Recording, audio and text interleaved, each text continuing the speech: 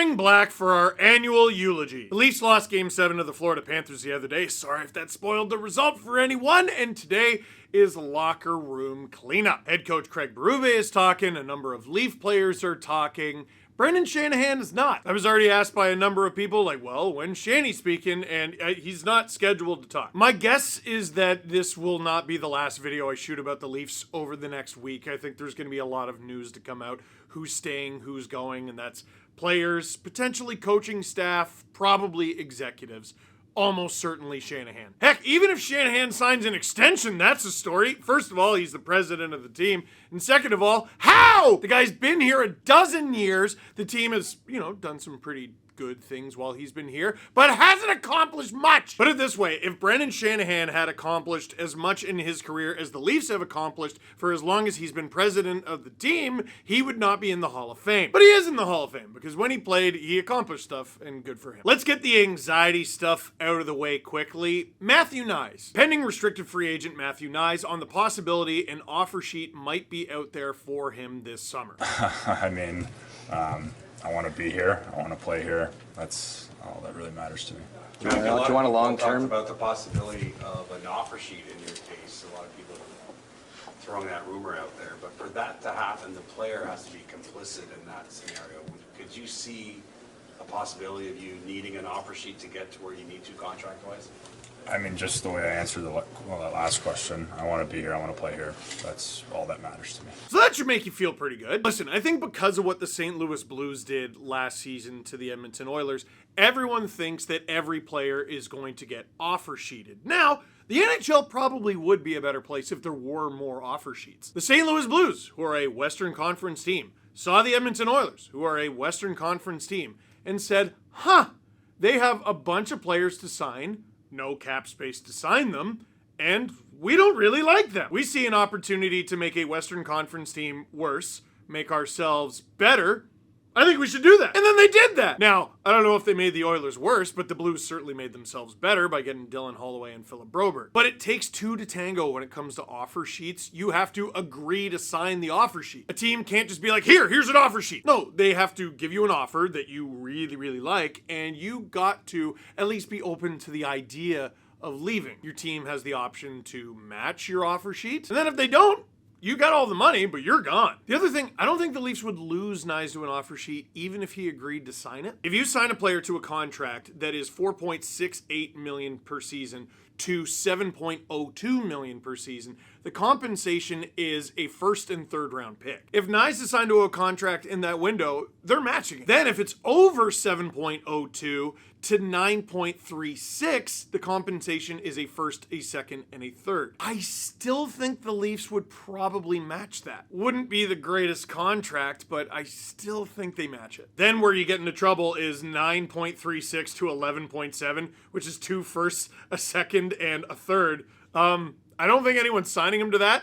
And if they do, you might just take it. I would rather have Matthew Knies than those assets, let me be clear. But probably not if he's making 11.7. Anyway, don't need to stay on this point too long. I think Matthew Knies stays. Then there's Anthony Stolarz, and this is important. We hadn't previously heard from Anthony Stolarz because Sam Bennett concussed him. No, it was the puck. Stolarz confirms he had a concussion, and it was not from the puck he took to the head. The Bennett elbow or forearm or whatever you want to call it knocked him out of the series. It's just an unfortunate incident that just caught me in a bad spot, and just had to go through the steps to get healthy. And this is the part that Panthers fans are really clinging to, and let me just say, I don't care. You know what we've been saying about the Leafs who lost in a Game 7 again? If it walks like a duck and talks like a duck, maybe it's just a duck. Well, with regards to Sam Bennett, if it walks like a constant source of head trauma, you get the idea. I don't care if Sam Bennett thought about injuring Anthony Stolarz, thought about scoring a goal, or thought about what he's going to order for groceries.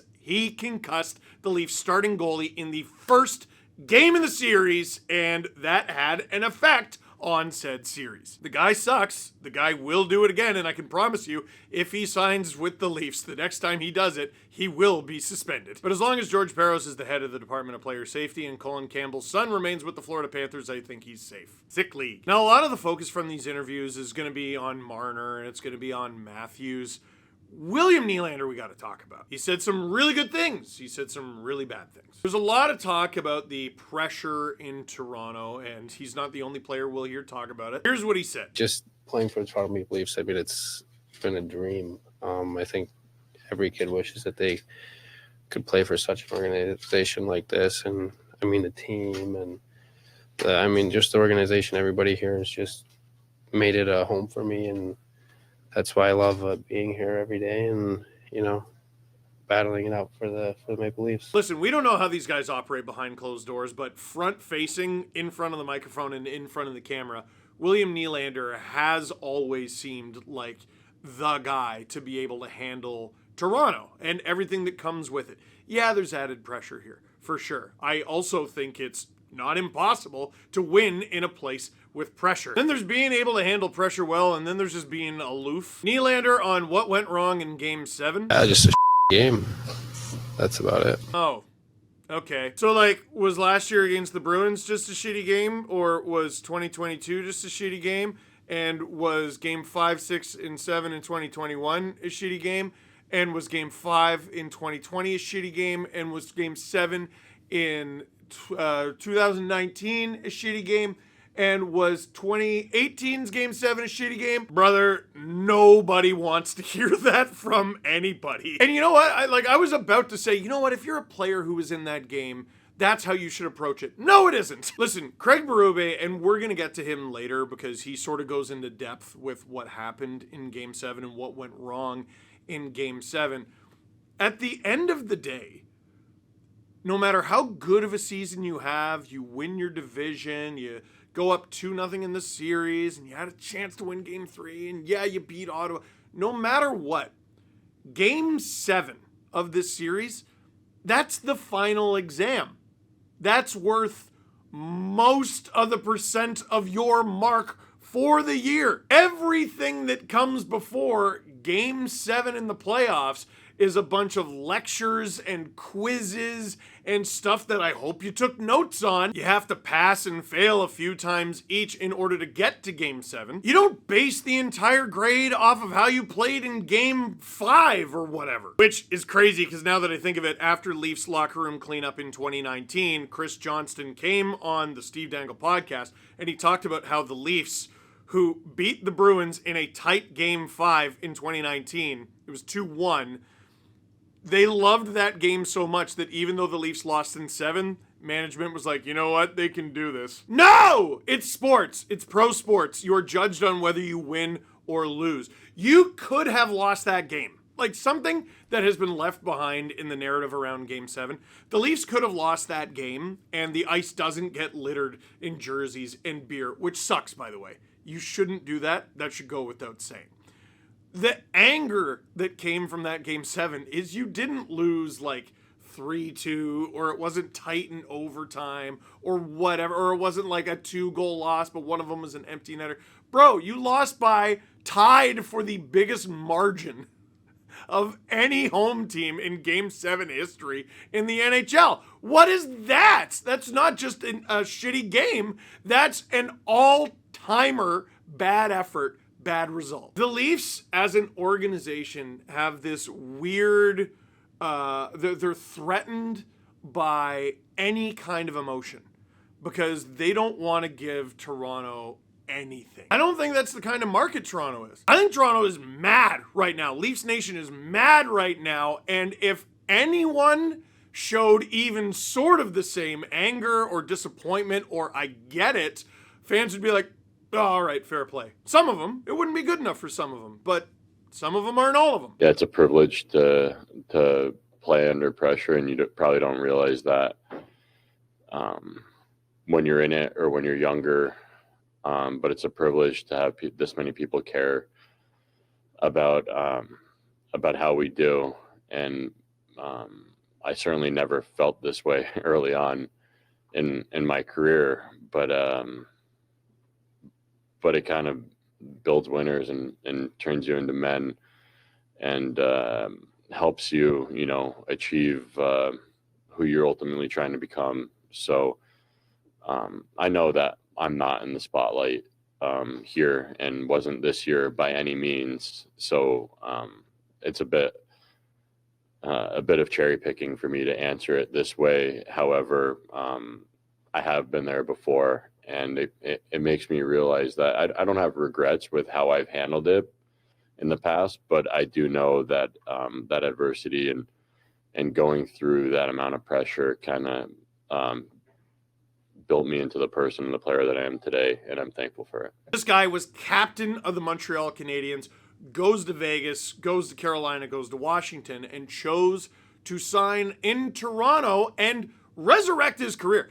Max Pacioretty's career was dead. The dude had 2 major injuries and basically didn't play for 2 years. When the Leafs signed him, it was hard to get excited because you don't know who you're getting at all until he takes the ice. Then he took the ice and we were like, hey, that's not bad. And then he didn't take the ice for several months. When he got on the ice these playoffs, oh my gosh, like he was one of their better performers in limited minutes, but he produced. He got 2 game winners. He had a series winner. Put it this way, no one's trying to run Max Pacioretty out of town. Then there's John Tavares, a frequent line mate of Max Pacioretty. There's pressure everywhere. It's an unbelievable place to play, an incredible fan base that loves its team and so badly wants to see a win. And, you know, when it happens here again, it's going to be something pretty remarkable, and you want to be a part of that. He also said, I really didn't like it in Toronto when they threw plastic snakes at me and ran over my jersey and burned my jersey. And oh no, that was in Long Island. I hate when people act like Leaf fans are the only ones who can be a little unreasonable. I think JT stays.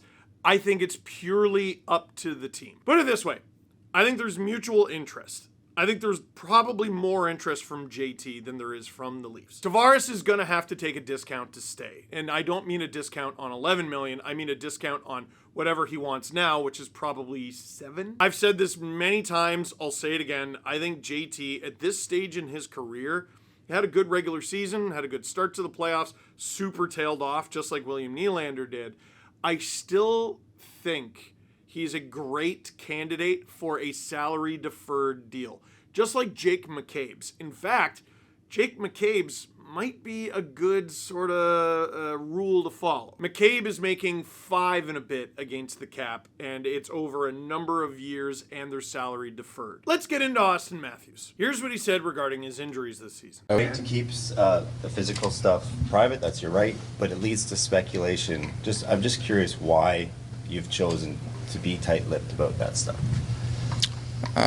Because I can. I think it's my right to, I believe, yeah. Okay, so there's a few things here. Matthews does not need to disclose his injuries. I've seen some people been like, oh, well, he doesn't have to. That's his right to keep that private. That's the team's right to keep that private. They say he's in or he's out.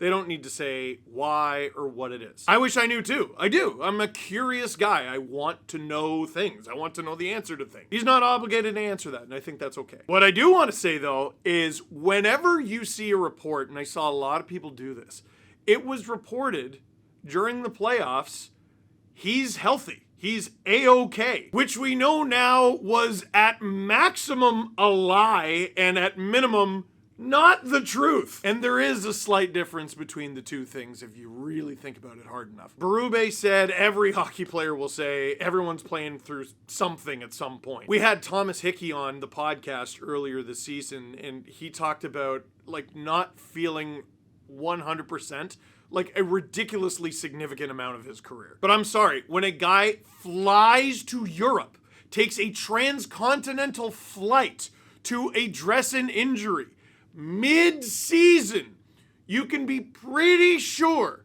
that for, at minimum, the rest of the season, he's not going to be at 100%. Now, I'm going to bounce back and forth a little bit here because I really liked what Craig Berube said about Matthews' first season as a leader with the Leafs. I thought his leadership got better and better as the year went along. I thought we worked well together, him and I, from that standpoint. And I thought, you know, towards the end of the season, he really took over in that role. And he's only going to grow as a leader now. I think understanding what it takes to be a leader and the things you got to do, not only on the ice, but off the ice. You know, there's a lot that goes into it. And I thought he grew extremely well as a leader.